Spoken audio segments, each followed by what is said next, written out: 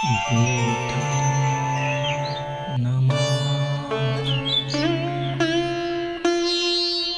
Dhammam Namah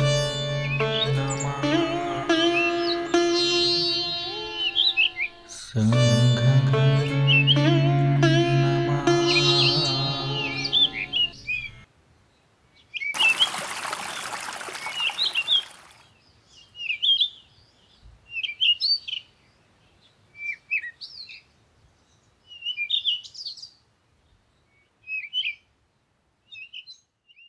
18. Leaving his home. 1. Siddhartha thought of taking Parivraja at the hands of Bharadwaja, who had his ashram at Kapilavatsu.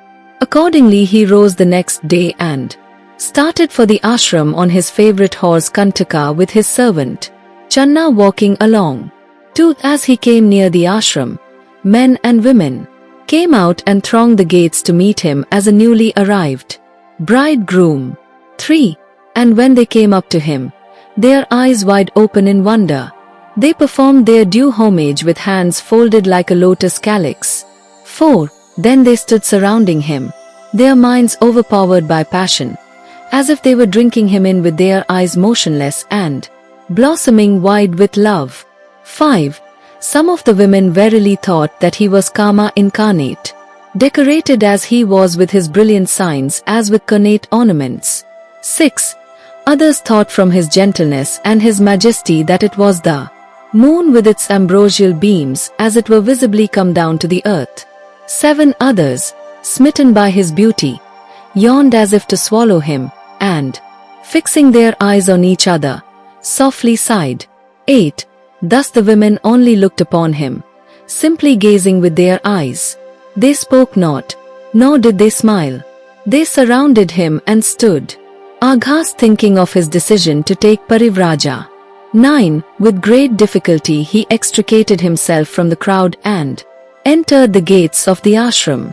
10. Siddhartha did not like Suddhodana and Prajapati Gautami to be present to witness his Parivraja, for he knew that they would break down under the weight of grief. But they had already reached the ashram without letting him know. 11.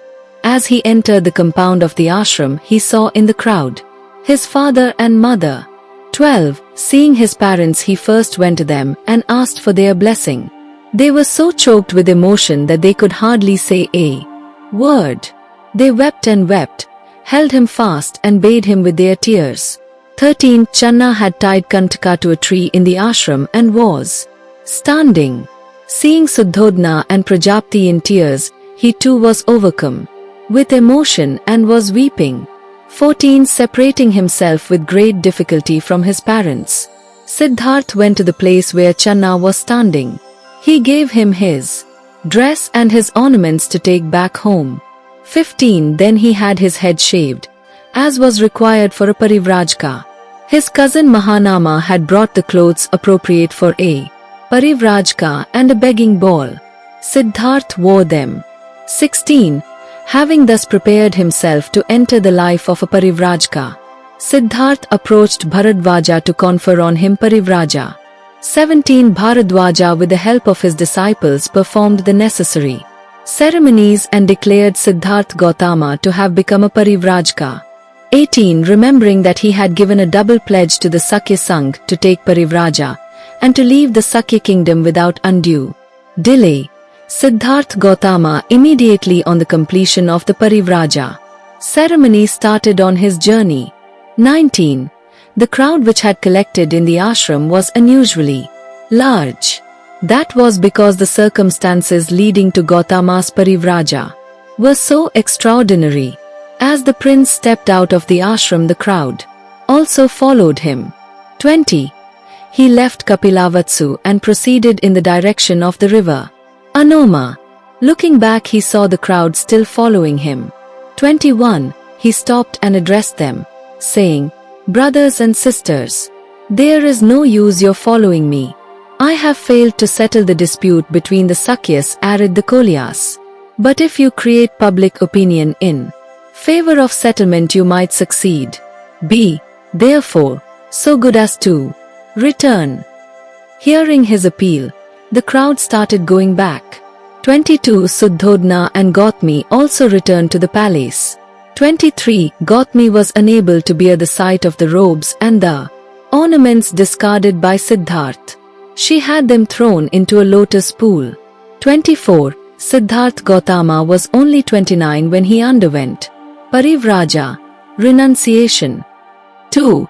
5 people admired him and sighed for him, saying, "Here was a Sakya blessed with high lineage, noble parentage, possessed of considerable riches, in the bloom of youthful vigor, accomplished in mind and body, brought up in luxury, who fought his kinsmen for the sake of maintaining peace on earth and goodwill towards men." 26. Here was a Sakya youth who, when outvoted by his kinsmen, refused to submit but preferred to undergo voluntary punishment which involved the exchange of riches for poverty, comfort for alms, home for homelessness. And so he goes with none in the world to care for him and with nothing in the world which he could claim as his own. 27. His was an act of supreme sacrifice willingly made. His is a brave and a courageous act. There is no parallel to it in the history of the world. He deserves to be called a Sakya Muni or Sakya Sinha. 28. How true were the words of Kissa Gautami, a Sakya maiden, when referring to Siddharth Gautama. She said, "Blessed indeed is the mother, blessed indeed is the father who has such a son. Blessed indeed is the wife who has such a husband." Buddha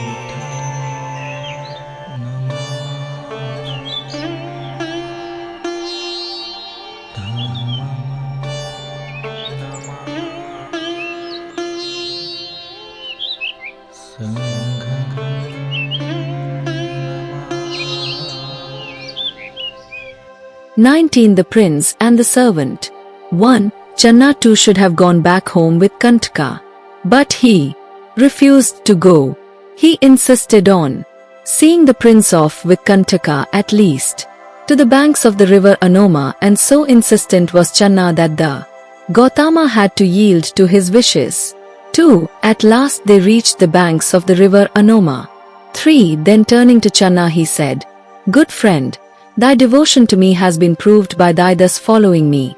I am wholly won in heart by thee. Ye who have such a love for your master. 4.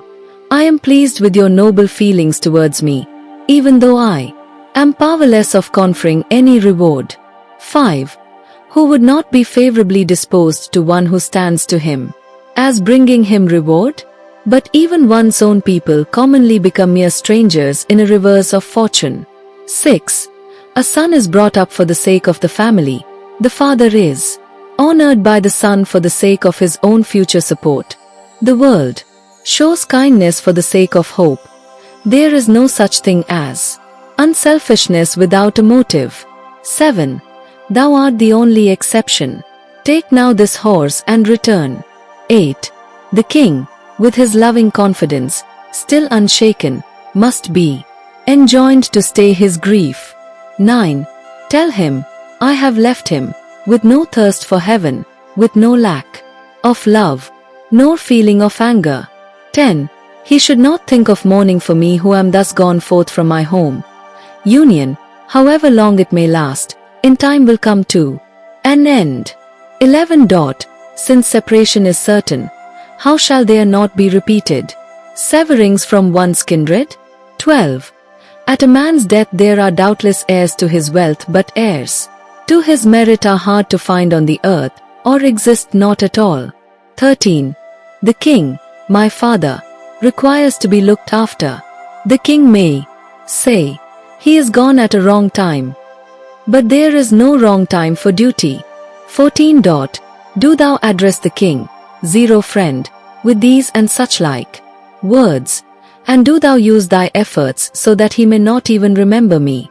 15. Yes, do thou repeat to my mother my utter unworthiness to deserve her affection. She is a noble person, too noble for words. 16. Having heard these words, Channa, overwhelmed with grief, made reply with folded hands, his voice choked by emotion. 17. Seeing that ye are causing affliction to thy kindred, my mind, 0. My Lord, sinks down like an elephant in a river of mud. 18. To whom would not such a determination as this of thine cause tears, even if his heart were of iron, how much more if it were throbbing with love? 19. Where is gone this delicacy of limb, fit to lie only in a palace? And where is the ground of the ascetic forest, covered with the shoots of rough kusha grass? 20. How could one, 0 Prince, by mine own will, knowing this thy decision, carry back the horse to the sorrow of Kapilavatsu? 21. Surely thou wilt not abandon that fond old king, so devoted to his son, as a heretic my the true religion? 22. And her, thy second mother, worn with the care of bringing thee up, thou wilt not surely forget her, as an ingrate does a benefit? 23. Thou wilt not surely abandon thy wife endowed with all virtues, illustrious for her family, devoted to her husband and with a young son. 24.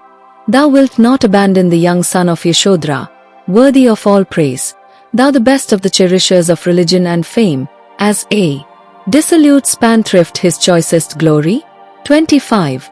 Or even if thy mind be resolved to abandon thy kindred and thy kingdom, thou wilt not, 0 Master, abandon me, thy feet are my only refuge. 26.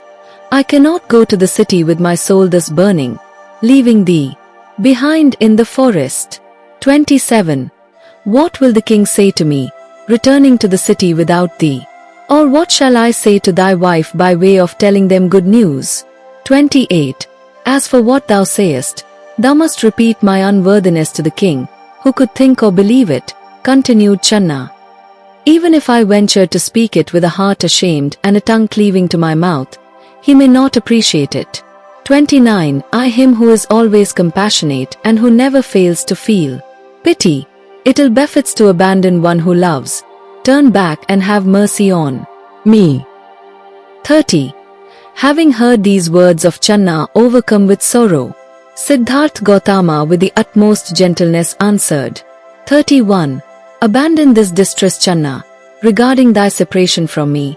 Charge is inevitable in corporeal beings who are subject to different births. 32. Even if I through affection were not to abandon my kindred, death would still make us helplessly abandon one another. 33. She, my mother, by whom I was born in the womb with great thirst and pains, where am I now with regard to her, and where is she with regard to me? 34. As birds go to their roosting tree and then depart, so the meeting of beings inevitably ends in separation. 35. As clouds, having come together, depart asunder again, such I consider the meeting and parting of living things. 36.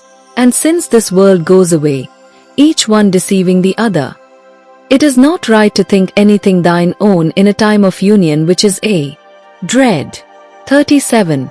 Therefore, since it is so, grieve not, my good friend, but go, or if thy love lingers, then go and afterwards return. 38. Say without reproaching me, to the people of Kapilavatsu, let your love for him be given up, and hear his resolve. 39. Having heard this conversation between the master and the servant, Kantaka, the noblest steed, licked his feet with his tongue and dropped hot tears. 40. With his hand whose fingers were untied with a membrane and which was marked with the auspicious swastika, and with its middle part curved, Gautama stroked him and addressed him like a friend. 41. Shed not tears, Kantaka, bear with it, thy labors will soon have its fruit. 42. Then Channa, knowing that the time for the parting of the ways had come, forthwith paid honor to the silvan dress of Gautama. 43. Then Gautama, having bidden goodbye to Kantaka and Channa, went on his way. 44. While his master, thus regardless of his kingdom, was going to the ascetic wood in mean garments, the groom, tossing up his arms, wailed bitterly and fell on the ground. 45. Having looked back again, he wept aloud, and embraced the horse, Kantaka, with his arms, and then, hopeless and repeatedly lamenting, started on his return journey.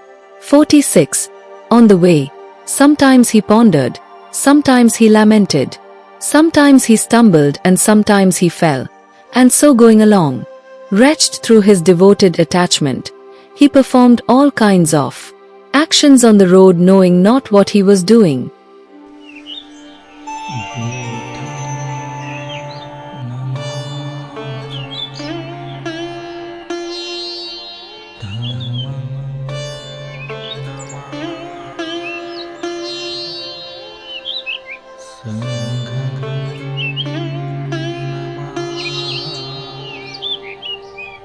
"20. The Return of Channa. 1. Then Channa, in deep distress, when his master thus went into the forest, made every effort on the road to dissolve his load of sorrow.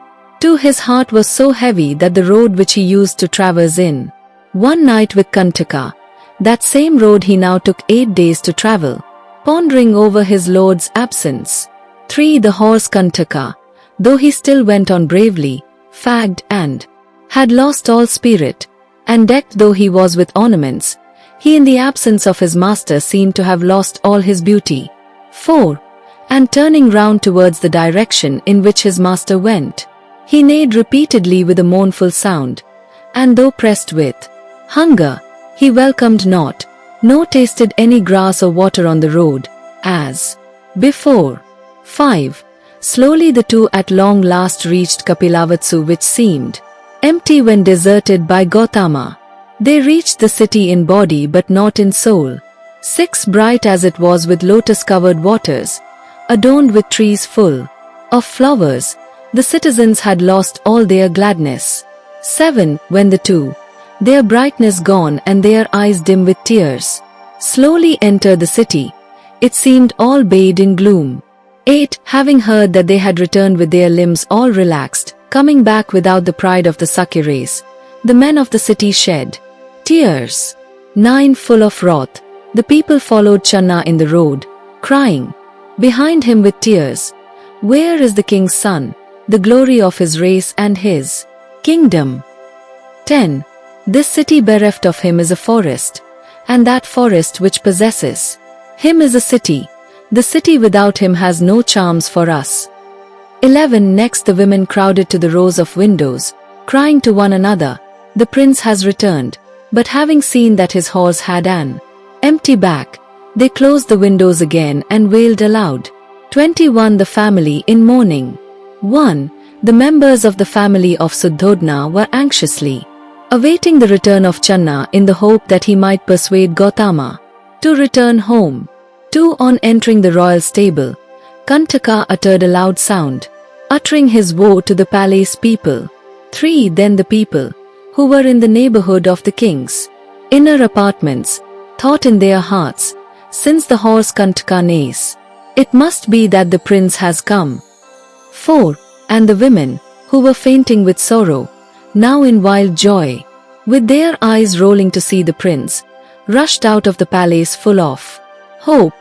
But they were disappointed. There was Kantaka without the prince. 5. Gautami, abandoning all self-control, cried aloud. She fainted, and, with a weeping face, exclaimed. 6. With his long arms and lion gait, his bull-like eye, and his beauty bright like gold, his broad chest, and his voice deep as a drum or a cloud, should such a hero as this dwell in a hermitage? 7. This earth is indeed unworthy as regards that peerless doer of noble actions, for such a virtuous hero has gone away from us. 8.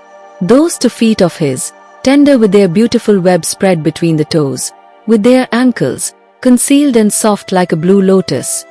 How can they, bearing a wheel mark in the middle, walk on the hard ground of the skirts of the forest? 9.